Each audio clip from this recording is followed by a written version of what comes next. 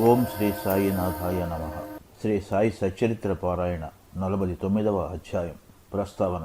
వేదములు, పురాణములు బ్రహ్మమును లేదా సద్గురువును సరిగా పొగడలేవు. అట్లయినప్పుడు మా వంటి మూర్ఖులు సద్గురువు సాయిబాబాను ఎట్లు వర్ణించగలరు? ఈ విషయంలో మాట్లాడక ఊరుకున్నటయే మంచిదని తోచుచున్నది. మౌనవ్రతము పూనుటయే సద్గురిని స్తుతించుటకు తగిన మార్గమని తోచును. కానీ సాయిబాబా సుగుణములను చూసినచో మా వ్రతమును మరిచి మమ్ములను మాట్లాడునట్లు ప్రేరేపించును. మన స్నేహితులు గాని బంధువులు గాని మనతో లేకున్నచో మంచి పిండి వంటలు కూడా రుచింపవు. కానీ వారు మనతో ఉన్నచో ఆ పిండి వంటలు మరింత రుచికరములగును. సాయి లీలామృతము కూడా అట్టిదే. దీనిని మనము ఒంటరిగా తినలేము. స్నేహితులు బంధువులు కలిసినచో చాలా బాగుగా ఉండును. ఈ కథలను సాయిబాబా ప్రేరేపించి వారి ఇష్టానుసారము మాచే వ్రాయించెదరు. వారికి సర్వస్య శరణాగతి ఒనర్చి వారి యందే ధ్యానము నిలుపుట మా కర్తవ్యము. తీర్థయాత్ర, వ్రతము, త్యాగము, దానముల కంటే తపస్సు చేయుట గొప్ప. హరిని పూజించుట తపస్సు కంటే మేలు. సద్గురుని ధ్యానించుట అన్నింటికంటే మేలైనది. కాబట్టి మనము సాయి నామమును నోటితో పలుకుచు వారి పలుకులను మననము చేయుచు వారి ఆకారమును మనసును భావించుకొనుచు వారిపై హృదయపూర్వకమగు ప్రేమతో వారి కొరకే సమస్త కార్యములను చేయుచుండవలెను. సంసార బంధము నుండి తప్పించుకొనుటకు దీనికి మించిన సాధనము లేదు. పైన వివరింపబడిన ప్రకారము మన కర్తవ్యమును మనము చేయగలిగినచో సాయి తప్పనిసరిగా మనకు సహాయము చేయును, తుదకు మోక్షమునిచ్చును. ఇక ఈ అధ్యాయంలోని కథల వైపు మరలుదము. హరి కానోబా. హరి కానోబా అను బొంబాయి పెద్ద మనుషుడొకడు తన స్నేహితుల వల్ల బంధువుల వల్ల బాబా లీలలను అనేకములు వినెను, కానీ నమ్మలేదు. కారణమేమనా అతనిది సంశయ స్వభావము. బాబాను స్వయంగా పరీక్షించవలనని అతని కోరిక. కొంతమంది బొంబాయి స్నేహితులతో అతడు షిరిడీకి వచ్చెను. అతని తలపై జలతార్పాగా ఉండెను. అతని పాదములకు కొత్త చెప్పులు ఉండెను. కొంత దూరం నుండి బాబాను చూసి బాబా వద్దకు పోయి సాష్టాంగ నమస్కారం చేయవలెనని అనుకునెను. కొత్త చెప్పులను ఎచ్చట ఉంచవలెనో అతనికి తెలియలేదు. చెప్పులు మసీదు ముందు ఒక మూలను పెట్టి బాబా దర్శనమునకు పోయెను. బాబాకు భక్తిపూర్వకమైన నమస్కారం చేసి ఊదీని ప్రసాదమును బాబా చేతి నుండి అందుకుని తిరిగి వచ్చాను. మూలకు పోయి చూసేసరికి చెప్పులు కనిపించలేదు. చెప్పుల కొరకు వెతికాను గాని నిష్ప్రయోజనమయ్యాను. చాలా చికాకు పడుచు బసకు వచ్చాను. అతడు స్నానము చేసి పూజ చేసి నైవేద్యం పెట్టి భోజనము కూర్చుండెను. కానీ తన చెప్పుల గూర్చియే చింతించుచుండెను. భోజనానంతరము చేతులు కడుగుకొనుటకు బయటకు వచ్చాను. ఒక మరాఠీ కుర్రవాడు తన వైపు వచ్చుట చూశాను. ఆ కుర్రవాని చేతిలో ఒక కర్ర ఉండెను. దాని చివరన కొత్త చెప్పుల జత వేలాడుచుండెను. చేతులు కడుగుకొనుటకు బయటకు వచ్చిన వారితో అతడు బాబా తనను పంపెననియు వీధిలో హరీకా బేట జరీకా పేట అని అరుచుమనియు చెప్పెనను. ఎవరైనా ఆ చెప్పులు తమవే అన్నచో అతని పేరు హరి అనియు అతడు కానోబా కొడుకనియు అతని తలపై జరీపాగా కలదనియు సంగతి పరీక్షించిన తర్వాత చెప్పులు ఇచ్చివేయమని చెప్పానని. ఈ కుర్రవాడిట్లు చెప్పుడు విని హరికానోబా ఆశ్చర్యానందములు పొందాను. కుర్రవాని వద్దకు పోయి చెప్పులు తనవని రూఢీ చేశాను. అతడు తన పేరు హరి అనియు తాను కానోబా కుమారుడననియు తన తలపై ధరించు జరీపాగాను చూపాను. ఆ కుర్రవాడు సంతృప్తి చెంది చెప్పులను ఇచ్చివేశాను. హరికానోబా మిక్కిలి ఆశ్చర్యపడాను. తన జల్తార్ పాగా అందరికీ కనిపించవచ్చును గాని తన పేరు తన తండ్రి పేరు బాబాకి ఎట్లు తెలిసెను? అదియే షిరిడీకి మొదటిసారి తన రాక. అతడు అతడుకు బాబాను పరీక్షించుటకే వచ్చాను. ఈ విషయం వల్ల అతడు గొప్ప సత్పురుషుడని గ్రహించాను. అతనికి కావలసినది బాబాను పరీక్షించుట. అది పూర్తిగా నెరవేరను. సంతోషంతో ఇంటికి పోయాను. సోమదేవస్వామి. బాబాను పరీక్షించుటకై ఇంకొకరు వచ్చిరి. వారి కథను వినుడు. కాకాసాహెబ్ దీక్షిత్ తమ్ముడు భాయీజీ నాగపూర్లో నివసించుచుండెను. 1906 సంవత్సరంలో హిమాలయమునకు పోయినప్పుడు సోమదేవస్వామి అను సాధువుతో అతనికి పరిచయము కలిగాను. ఆ సాధువు గంగోత్రికి దిగువ ఉత్తరకాశీకి చెందినవారు. వారి మఠము హరిద్వారంలో గలదు. ఇద్దరూ పరస్పరము తమ చిరునామాలు వ్రాచుకొనిరి. 5 సంవత్సరముల పిమ్మట సోమదేవస్వామి నాగపూర్ వచ్చి భాయిజీ ఇంట్లో దిగెను. బాబా లీలలను విని సంతసించెను. షిరిడీకి పోయి బాబాను చూడవలెనని అతనికి గట్టి కోరిక కలిగెను. భాయిజీ వద్ద నుంచి పరిచయపు ఉత్తరమును తీసుకుని షిరిడీకి పోయాను. మన్మాడ్ కోపర్గాం దాటిన పిమ్మట టాంగా చేసుకుని షిరిడీకి పోవచుండెను. షిరిడీ సమీపమునకు రాగా మసీదుపై 2 పెద్ద జెండాలు కనిపించాను.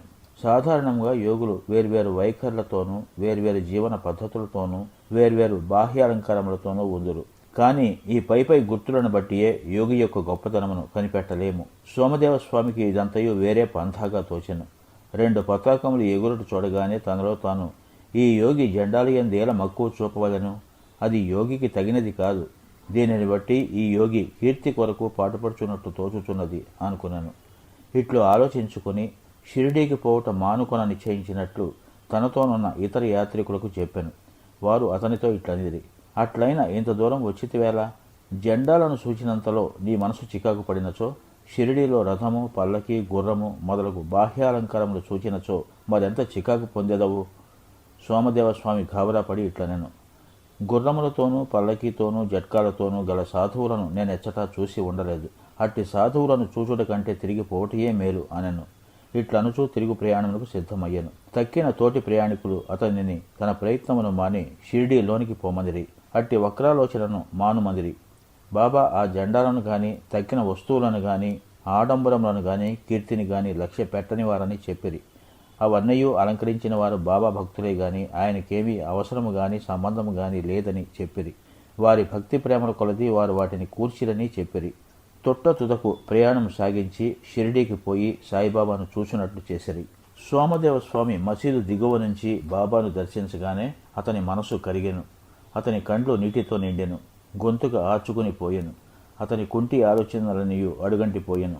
ఎచ్చట మనసు శాంతించి ఆనందమును పొంది ఆకర్షింపబడునో అదే మనము విశ్రాంతి పొందవలసిన స్థలం అని తన గురువు చెప్పిన దానిని జ్ఞప్తికి తెచ్చుకొనెను. అతడు బాబా పాదధూళిలో దొర్లుటకు తహతహలాడెను. బాబా దర్శనము కొరకు దగ్గరగా పోగా, మా వేషము మా దగ్గరనే ఉండని, నీ ఇంటికి నీవు పొమ్ము, తిరిగి మసీదుకు రావద్దు.